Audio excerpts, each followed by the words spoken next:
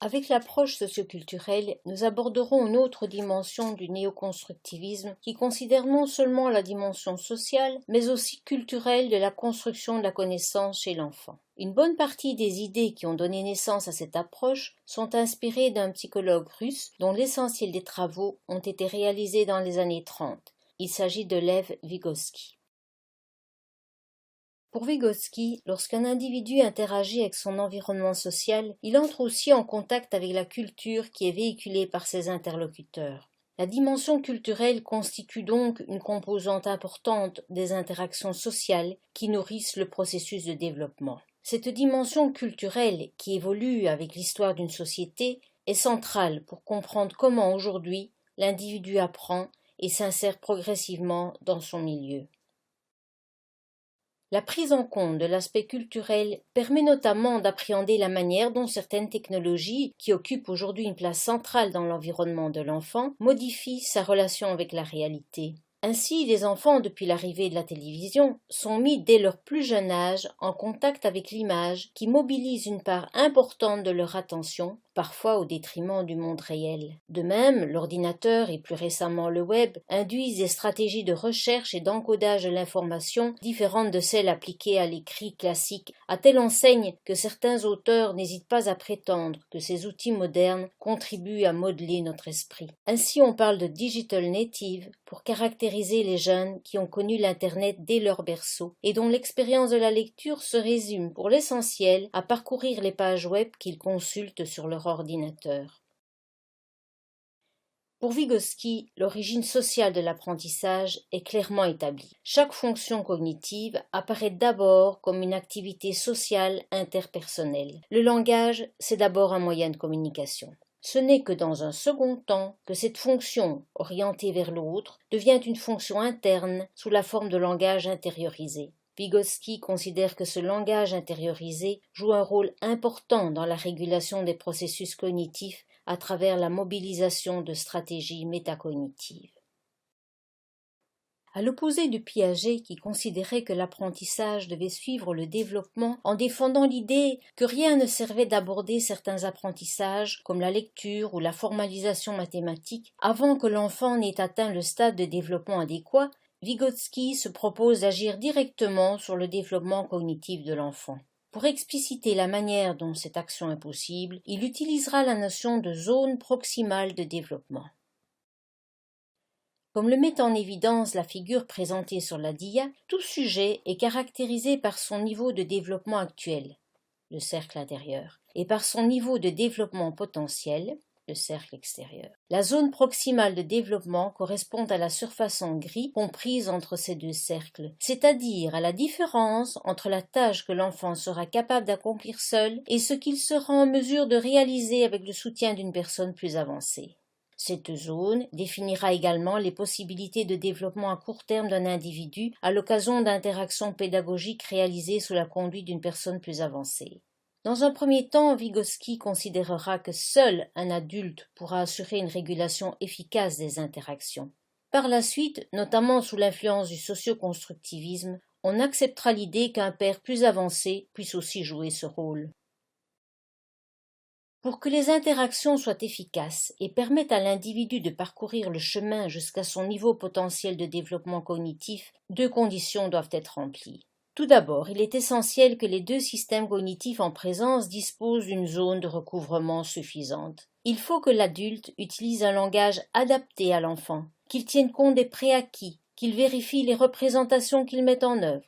Ensuite, il est important que les interactions prennent place dans le cadre d'un échange centré sur la collaboration à l'occasion d'une activité commune dans laquelle s'engagent l'élève et l'adulte. Cet engagement doit se faire dans un contexte qui conduise à une participation active de chacun à la résolution conjointe de la tâche, de sorte que ce qui a pu être réalisé dans cette activité conjointe soit internalisé par l'apprenant. Par la suite, Jérôme Brunner, qui considère aussi que les aspects culturels occupent une place importante dans la construction de la connaissance, précisera les formes d'interaction à mettre en place en introduisant la notion d'étayage. Pour lui, l'étayage consiste, pour le partenaire plus avancé, à prendre en charge les parties de la tâche qui dépassent initialement les capacités du partenaire moins avancé, en lui permettant de se concentrer sur les parties de la tâche qui lui sont directement accessibles. Brunner parle de culturalisme lorsqu'il met en avant la manière dont la culture façonne l'esprit. À travers un de ses ouvrages, le plus célèbre, traduit en français sous le titre L'éducation, entrée dans la culture, Brunner montre comment la culture conduit à structurer la pensée humaine, notamment à travers le langage.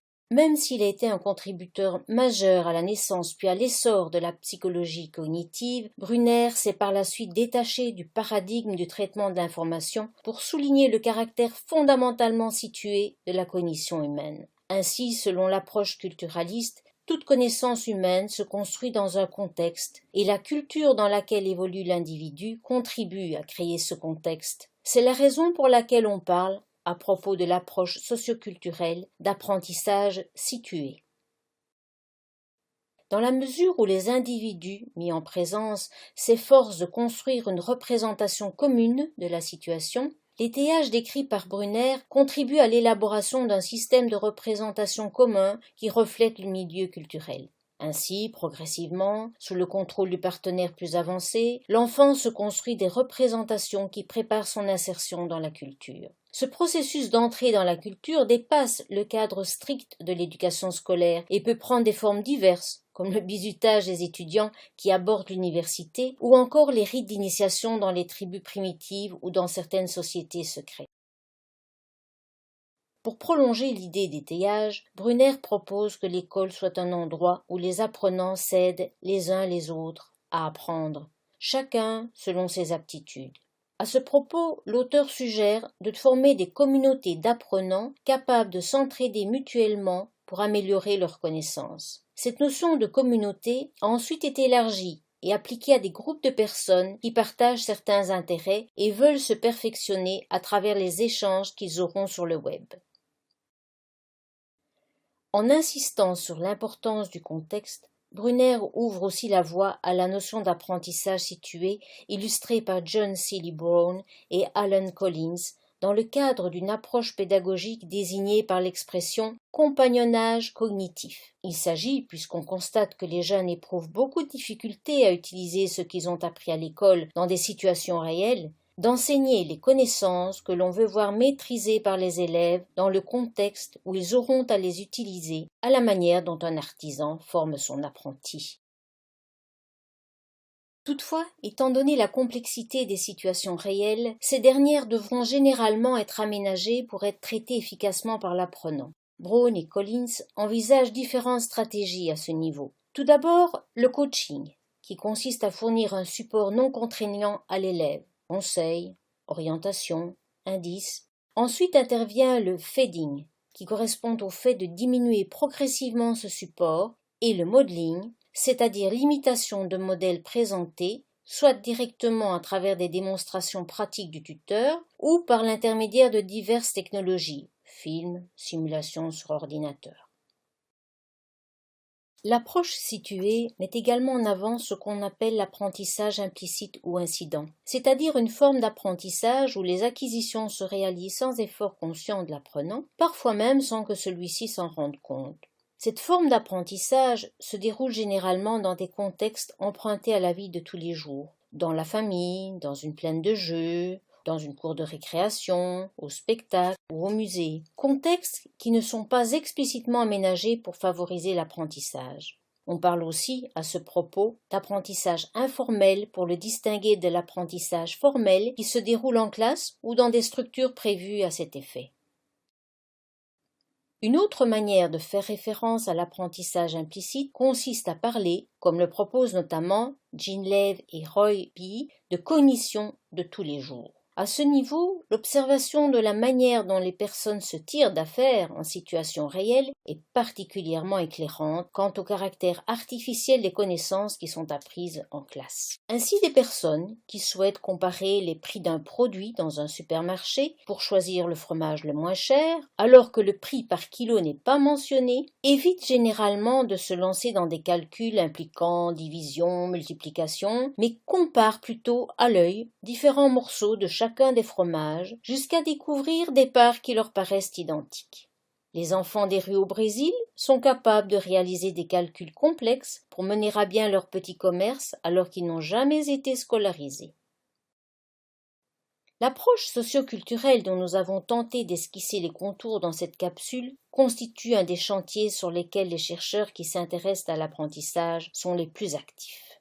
Ainsi, même si cette approche est loin de former un corps de connaissances abouti, elle constitue le point de référence pour de nombreux exemples d'applications pratiques qui ont contribué à élargir les perspectives des spécialistes en éducation, qu'ils interviennent en milieu scolaire ou en dehors de celui-ci.